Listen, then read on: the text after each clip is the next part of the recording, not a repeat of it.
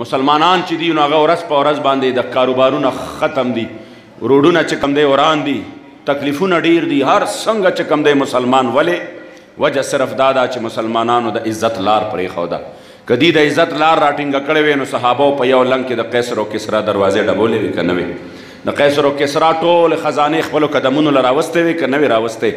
حضرت عمر فاروق رضی الله تعالی عنه فاتح روان دی بیت المقدس ته، نو موزې چې کومې اچولې وې هغه موزې وویستې او د خپلو اوږو د پاسه یې کېښودې. پوهېږئ پې چې اوږو د پاسه یې کېښودې نو حضرت سیدنا ابو عبیده بن جراح ورسره روانو، ورته وی امیر المؤمنین مهرباني وکړه، دا انداز د ما ته ښه نه لګېد، هلته به ډېر خلک راغونډ وي، ته د ټول سلطنت بادشاه یې، د موضوع دا ځای نه دی چې دا تا پرېښودلي دي، مهرباني وکړه دا د دې اوږو نه لاندې راکوزې کا.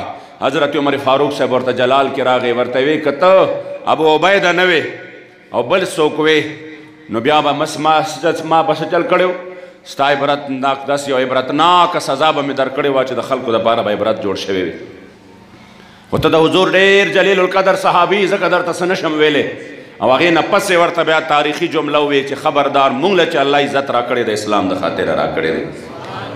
عمر رضی الله تعالی عنه ورته فرمایي چې مونږ له الله عزت د اسلام د خاطره راکړی دی، مونږ په کلي کې هم چا نه پېژندو، نن 36 لاک مربع میل باندې زما حکومت دی، او نن د عمر فاروق رضی الله تعالی عنه روب او دبدبه په روم باندې ده، په ایران باندې ده، قیصر و کسرا باندې ده، او نن د خبره ځمکه مني چې ځمکې تیل ځان ته راښکلی د یو وینځې نه تیل پرېوتل او جاړي چې زما مالکه به ما وهي.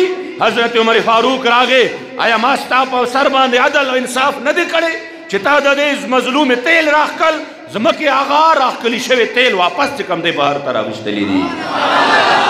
هغه خبره چې کله ځمکه هیل کوي څه کېږي؟ ړکېږي، زلزله پرې راځي. عمر فاروق صاحب په خپه مبارکه باندې هغه ړکېدلې ځمکه ودرېږي، دریای نیل ولاړ دی. عمر فاروق خط ورلیږي، ورته وایي روان شه، که په خپله روانېدې خو بیا صحیح ده، که د الله په حکم روانېدې نو زه درته حکم کوم چې بیا روان شه د الله په حکم باندې.